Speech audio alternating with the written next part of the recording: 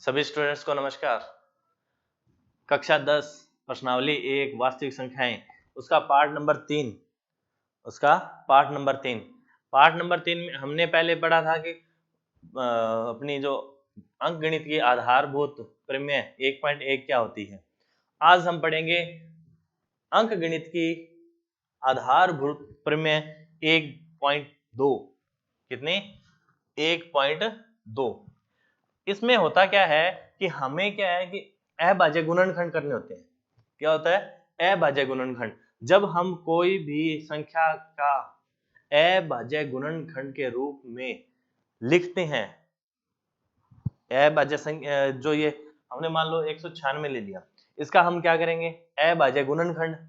अभाज्य गुणनखंड करने के बाद में इस अभाज्य जो संख्याएं आएगी अपने उनको गुणनफल के रूप में व्यवस्थित क्रम में लिखते हैं, वो हमारी क्या कहलाती है? अंकगणित की आधारभूत प्रमेय 1.2। करते कैसे हैं आपको इसको दिखाते हैं। 196 को हम क्या करेंगे? अभाज्य गुणनखंड के रूप में हम सबसे छोटा अभाज्य क्या है? अभाज्य का मतलब होता है जैसे 2 है तो 2 का क्या होता है, वो या तो खुद या एक से, या तो एक से या खुद से दो ही संख्याओं से क्या हो, विभाजित हो, तो वो क्या होता है? अभाज्य। वो अभाज्य संख्या होती है। और सबसे छोटा अभाज्य क्या है? 2। सबसे छोटा अभाज्य 2 है। उसके बाद में 3 आएगा, उसके बाद 5 है, 7 है, 11 है, 13 है, 17 है, इस तरीके से 19 है, 19 आएगा, 23 आएगा, उसके बाद में 29 आएगा, 31, इस तरीके से आप चेक करोगे भी जिस में खुद का या यानी ये मान के चलोगे उसमें एक और उसके स्वयं के अलावा जो भी किसी संख्या का भाग जाता है वो भाज्य होगी, और जो नहीं जाए, सिर्फ 2 ही खुद और एक से चला जाए, वो क्या है? अभाज्य। तो हम सबसे पहले क्या लेंगे? 2, क्योंकि इसके अंत में क्या है? सम संख्या है, तो इसका मतलब 2 से ये क्या हो जाएगी? विभाजित होगी। ये 2 से विभाजित होगी। 9 दूनी 18, 1, 8 दूनी 16, फिर 8 है, फिर 2 से जाएगा, 4 दूनी 8 और 9 दूनी 18। फिर अब यहाँ पे देखो 49 आ गया, 9 आ गया, तो यहाँ पे 2 से नहीं जाएगा। अब 2 का देखो भी, इसमें 2 का भाग नहीं जाएगा। 3 का देखो, 9 और 4 कितने होते हैं? 13। 13 के अंदर 3 का भाग नहीं जाता, तो इसका मतलब ये संख्या में भी 3 का भाग नहीं जाएगा। फिर 5 आता है। 5 के लिए क्या कंडीशन होती है? लास्ट में 0 या 5 हो तब जाता है। 7 को 7 से गुणा करते हैं तो 49 आता है, तो 7 का 7 में भाग दिया, 7 आया। 7 का 49 में भाग दिया तो 7, और 7 का 7 में भाग दिया तो 1।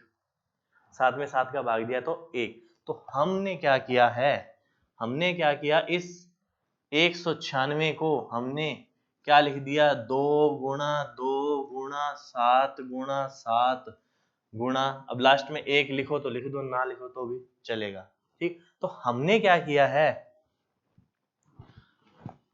अब देखो, एक क्यों नहीं? एक क्या है? हमारी भाज्य संख्या है। एक क्या है? भाज्य संख्या है।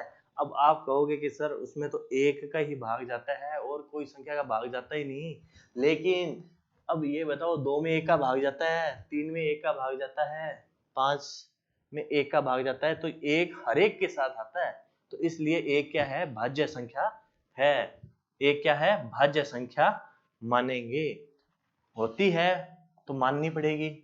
ठीक है, तो हमारे पास हमने क्या किया? 196 को 2 गुणा 2 गुणा 7 गुणा 7, हमने इसको इस क्रम में लिख दिया। तो यही हमारी क्या है?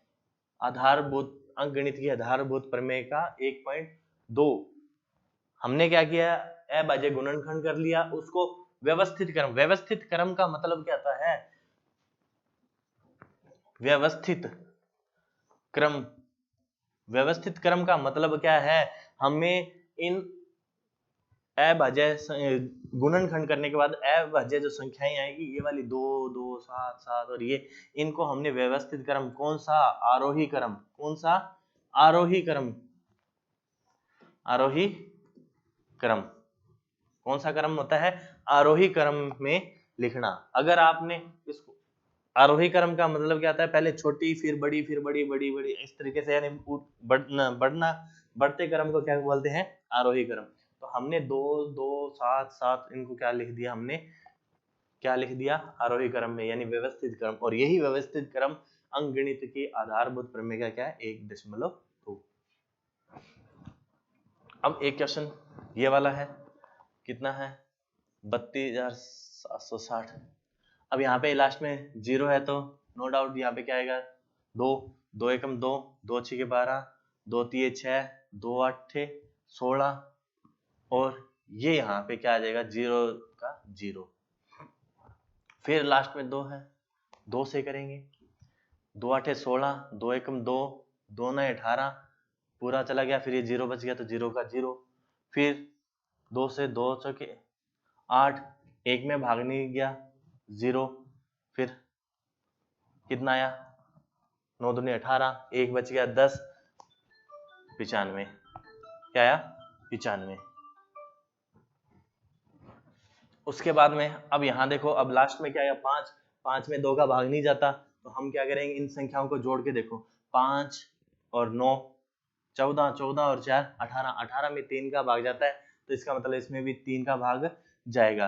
3 एकम 3 3 तिये 9 3 6 18 और 3 पंजे 15। फिर 5 और 6 11 11 और 3 14 और 1 15। फिर इसमें 3 का भाग जाएगा, 3 चौके 12 3 पंजे 15 और 3 पंजे 15। अब यहाँ देखो 5 5 10 और 4 14, 14 आ गया तो 3 का भाग नहीं जाता 14 में तो इसका यहाँ 3 को भी छोड़ना पड़े। अब 5 है, 5 से 5 निम 45 और 5 एकम 5। अब यहाँ देखो 91 आ गया, 91 में 5 का भाग नहीं जाता तो किसका आएगा? 7 का 7 एकम 7 2 बच गया 21 हो गया, 7 तिये 21। अब लास्ट में 13 बच गया तो 13 एकम 13। छोटा सा ही है, कोई दिक्कत नहीं है। अब हमारे पास क्या आता है इसको लिखने का काम? हमने क्या था? 32,760 को किस रूप में लिख दिया? हमारे पास देखो 2 गुणा 2 गुणा 2 गुणा, फिर उसके बाद 3 गुणा 3 गुणा 5 गुणा 7। 1 2 3 4 5 6 7 8, 8 में आ गया 13। तो 1 2 3 4 5 6 7 8, ठीक है। तो हमने इसको क्या कर दिया? 32,760 को अभाज्य के व्यवस्थित क्रम में लिख दिया, अभाज्य संख्याओं के व्यवस्थित क्रम में और अभाज्य संख्याओं के गुणनफल के रूप में। गुणनफल ये है ना, ये देखो बीच में गुण आ गया तो हमारे पास ये क्या है? गुणनफल है। तो गुणनफल के रूप में हमने इसको लिख दिया। तो ये हमारा जो क्रम है, ये हमारा पूरा जो लिखने का क्रम है, ये क्या है? अंकगणित की आधारभूत प्रमेय 1.2। 1.2 अभाज्य संख्याओं का क्रम व्यवस्थित करना। क्रम व्यवस्थित करना वही बता दिया मैंने, कौन सा होगा? आरोही क्रम। कौन सा क्रम होगा इसका? आरोही क्रम। कौन सा क्रम होगा? आरोही क्रम। यही हम, अगर हम आरोही क्रम में लिख दिया तो हमारा क्या रहेगा? सही, और गलत नहीं आएगा। अब ये क्या करने हैं? 140 एक में करके दे देता हूं, बाकी ये और ये दोनों आप क्या करोगे? होमवर्क में। क्या करोगे? होमवर्क में करोगे। 140 में 2 का भाग जाएगा 70, फिर 2 का गया 35, फिर 35 में 5 का जाएगा 7 और 7 का जाएगा 1। तो यानी 140 का हमने क्या लिख दिया? 2 गुणा 2 गुणा 5 गुणा 7। तो ये हमारा जो लिखने का क्रम है, ये हमारा क्या है? और अभाज्य गुणनखंड बनाओ। अब अभाज्य गुणनखंड बन गए ना, 2 5 और 7, ये अभाज्य गुणनखंड बन गए। अभाज्य गुणनखंड अगर क्वांटिटी के हिसाब से पूछे, क्वांटिटी का मतलब इसमें 2 2 है, इसमें 7 5 भी है और 7 भी है, और वैसे पूछे कितने बनेंगे तो 1 2 होगा, एक 5 होगा और एक 7, कितने हो जाएंगे? अभाज्य गुणनखंड 3। तो ये हमारे क्या है, ये हमारे क्या है, आधारभूत की अंक गणित की जो आधारभूत प्रमेय 1.2। इनको, हाँ अब क्या है, घात रूप। घात रूप का मतलब क्या था? घात का आपको मैंने बताया था, घात का मतलब होता है पावर। पावर का मतलब जैसे 3 की पावर 2, तो ये 2 क्या है? 3 की घात। 3 की घात, या इसको बोलते हैं पावर। क्या बोलते हैं इसको? पावर, या तो पावर या घात। घात इसको बोलते हैं। अब इनको बनानी कैसे है?